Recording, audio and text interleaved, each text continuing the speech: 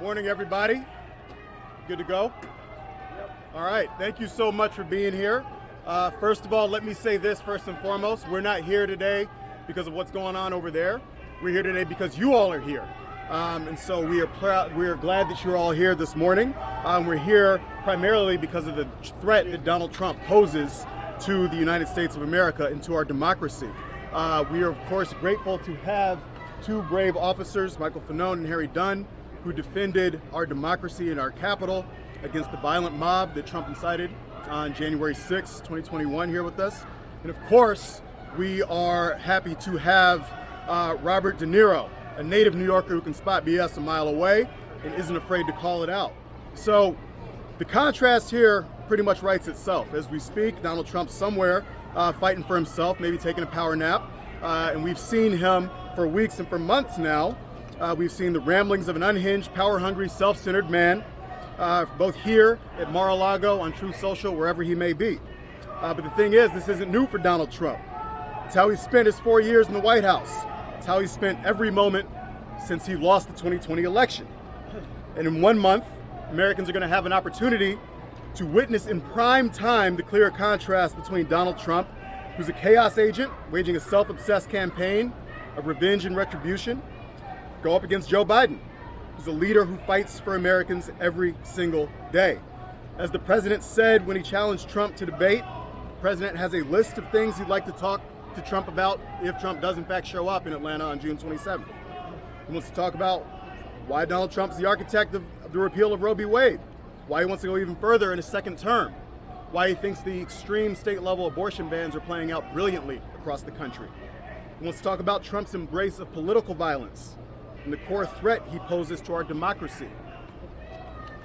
Lastly, he wants to talk about Trump's economic plans and how they'd make Trump and his rich friends richer at the expense of working families, just like he has his entire life. So that's what this campaign is going to be focused on and talking about over the course of the next month. We're going to make sure that Trump has to answer for all of the above and for his extremism on the debate stage. That started last week when we launched our new ad, narrated by Mr. De Niro, which underscores Trump's increasingly unhinged and dangerous quest for power. And we're not going to let our foot off the gas. You'll be hearing and seeing a lot from our campaign as we bring the stakes of the election directly to the voters who are going to decide it. It's simple. Trump poses a unique and growing threat to our fundamental rights and our freedoms, our very democracy, and our economy. The threat is crystal clear today. It will remain crystal clear tomorrow, and it will be crystal clear on the debate stage in Atlanta on June 27th. So now I'm going to pause and turn it over to Robert De Niro. Thank you. I mean, this is really, even these people over here are it's kind of crazy. It's really crazy, and this thing, Donald Trump has created this. He should be telling them not to do this, but he's just, he wants to sow total, he wants to sow total chaos, which he's succeeding in some areas and places to do. Anyway, beside all that, this is my neighborhood, downtown New York City. I grew up here and feel at home in these streets. I feel comfortable. The Twin Towers fell just over here, just over there. This part of the city was like a ghost town. But we vowed we would not allow terrorists to change our way of life. And we started the Tribeca Festival to bring people back. I love this city. I love this city. I don't want to destroy it. Donald Trump wants to destroy not only the city, but the country, and eventually he could destroy the world. But we vowed we would not allow terrorists. I owe this city a lot. And that's why it's so weird that Donald Trump is just across the street. Because he doesn't belong in my city. I don't know where he belongs, but he surely doesn't belong here. We New Yorkers used to tolerate him when he was just another grubby real estate hustler masquerading as a big shot. A two-bit playboy lying his way into the tabloids, pretending to be a spokesman, a spokesperson for himself. He was calling it as himself for himself, to fool the press into inflating his net worth. A clown. But this city is pretty accommodating. We make room for clowns. We have them all over the city. People who do crazy things in the street, we tolerate it. It's part of the city, it's part of the culture. But not a person like Trump who will eventually run the country. That does not work, and we all know that. Anyway, we make room for clowns, to each his own. But no one takes him or took him really seriously. They take him seriously now, of course. But around the country, people who didn't know him as we did started to support him. They bought into his bullshit. Trump bought their votes with outrageous lies and empty promises. He got the most religious evangelicals to applaud a sinner who bragged about sexual assault, and who, just a couple of blocks from here, a jury found him liable for sexual abuse.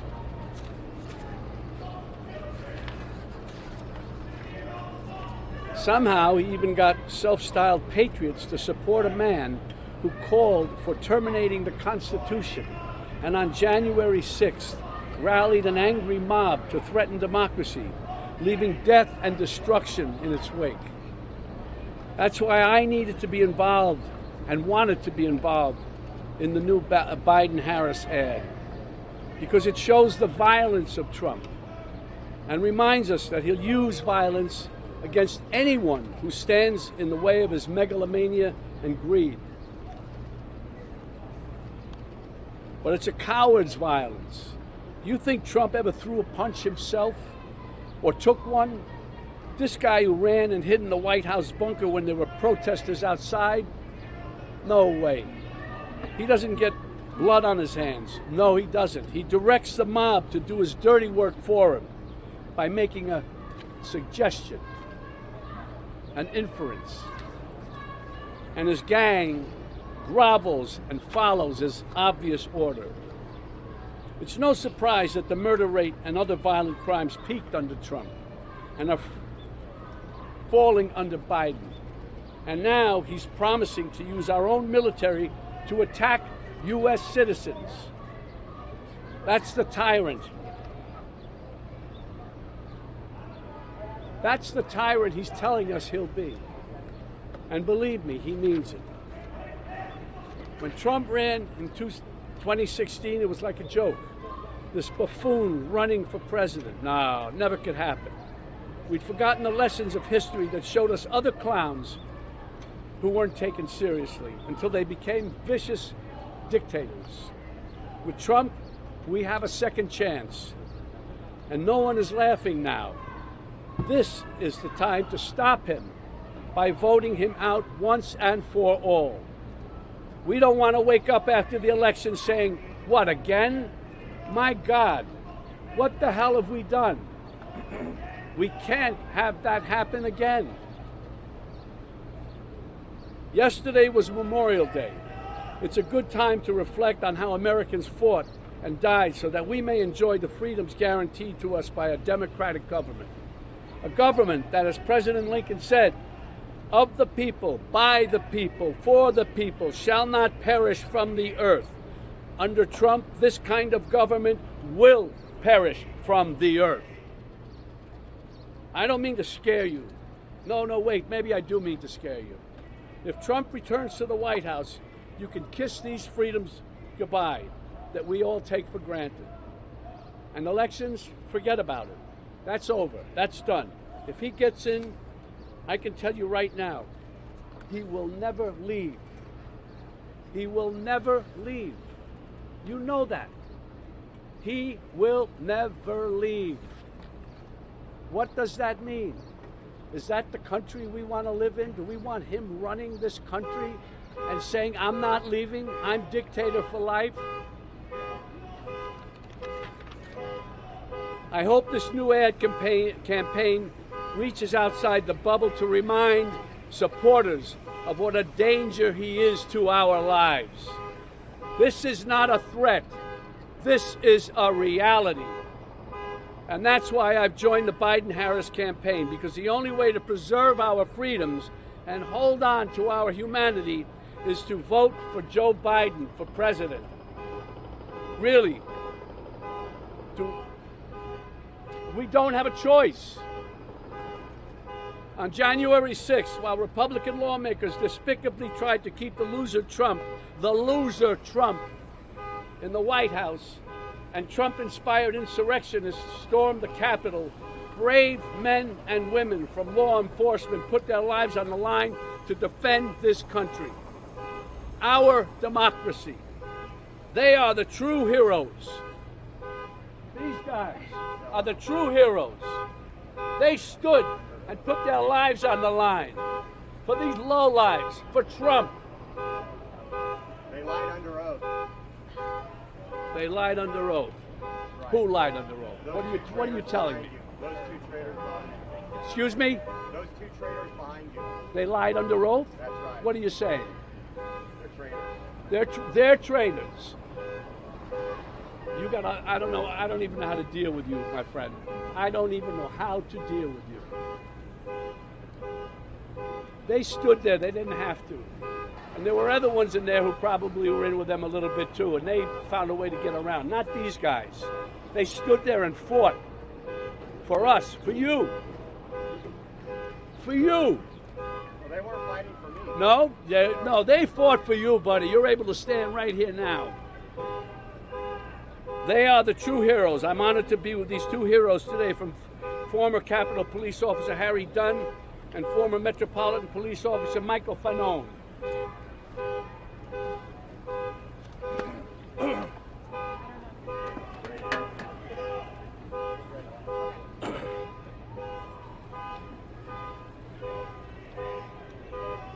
I came here today to remind Americans of what Donald Trump is capable of and the violence that he unleashed on all Americans on January 6, 2021.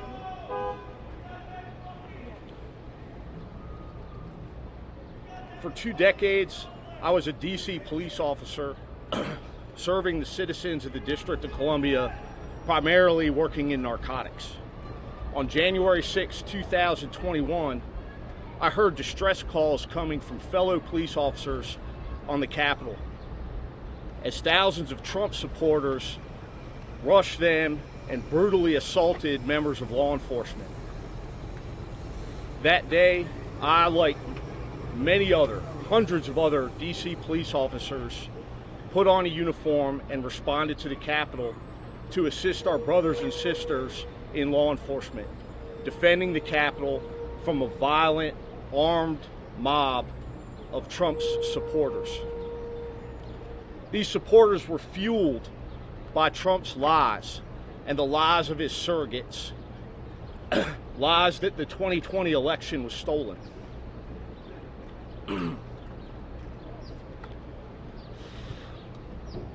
Those same lies have been spewed by Donald Trump and his surrogates about what happened to me and so many other police officers on January 6, 2021. That day, I was brutally assaulted. I was pulled from the police line by a man named Albuquerque Head, a Trump supporter who later pled guilty to his violent assault on me. While being restrained by the violent mob, I was beaten. An individual named Kyle Young tried to strip me of my firearm, while chants of "kill him with his own gun" were echoed by other members of the crowd. At that time, Thomas Civic, a man from Buffalo, New York, stripped me of my badge and my police radio, my lifeline to call for help from other officers. All the while, I continued to be beaten and then struck with a taser on my neck by Daniel Rodriguez, another Trump supporter who also pled guilty to his violent assault on me. All 4 of these individuals are self-admitted Trump supporters, All 4 of them committed violent assault on law enforcement. I'm just one representative of the hundreds of police officers that were assaulted that day by Donald Trump supporters, inspired by his lies. The lies that continue to this day to inspire my fellow Americans to turn against their fellow Americans, to turn against police officers.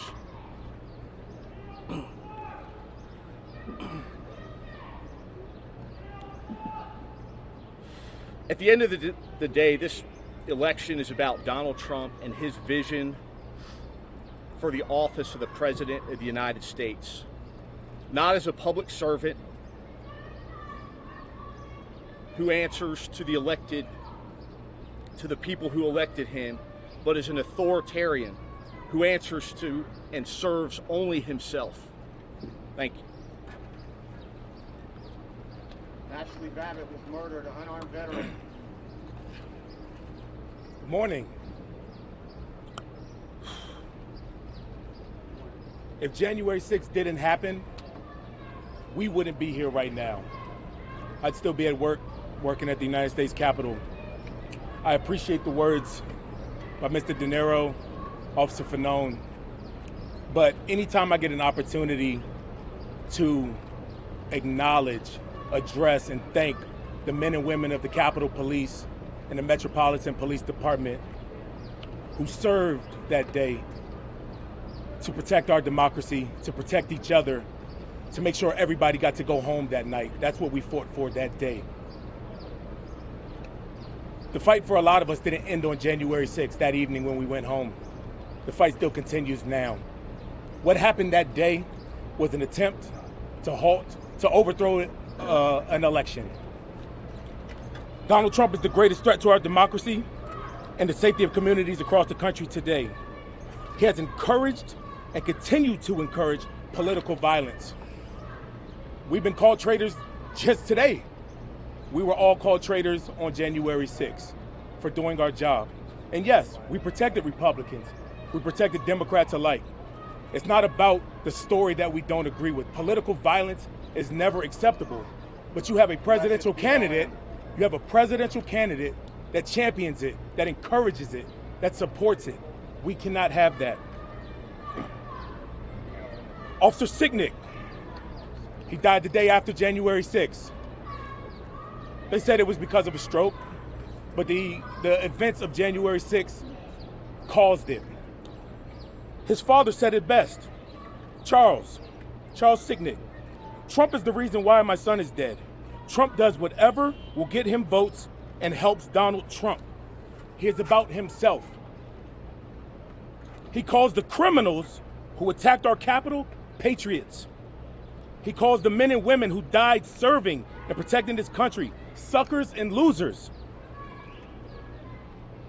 He constantly echoes the words of dictators and invokes the language of Nazi Germany, embracing political violence, pledging to rule as a dictator on day one. Those aren't our talking points. Those aren't left news talking points. He said it. Americans need to wake up. This is not a drill. Mr. Niro said he's not trying to scare you. When I just unsuccessfully ran for office. A lot of people that I met out there said they were afraid. They're scared to see what another Trump presidency looks like. I try to pride myself in having some type of way to make people feel comfortable, saying some kind of a word, a hug, a look, or something. It's going to be okay.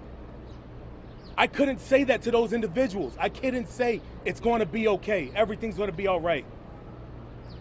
We can't count on these institutions to stop Donald Trump. It's going to take us Americans at the ballot box to defeat him once and for all. Thank you so much, y'all. Okay, we have time for a few questions that folks have.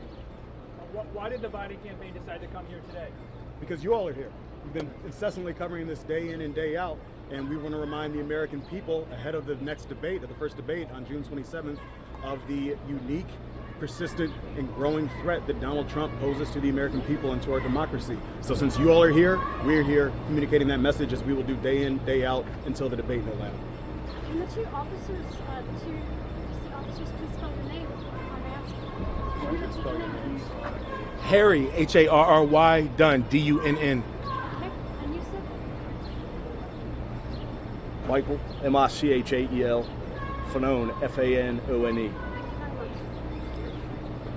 What's your response to Republicans who say you're running on January 6th because you can't run on Biden's record? I'd say that's absolutely absurd, because we are running on a historic record of accomplish everything from 15 million new jobs created under this administration, 800,000 manufacturing jobs, the work that the president has done to lower costs for Americans, capping the cost of insulin at $35, making the single largest investment to combat climate change in our nation's history, the first bipartisan gun safety legislation in a generation. The list goes on and on and on of the historic record of accomplishment and the vision for the future. The fact remains that the looming threat of MAGA extremism has only grown stronger since January 6th. And so, yeah, we're going to campaign on the president's record, on his vision, and we're going to run against the extremism embodied by Donald Trump as he sits in that building or anywhere else across the country. Michael, do you really believe that an undecided voter in Michigan or Wisconsin is paying attention to this trial and this work?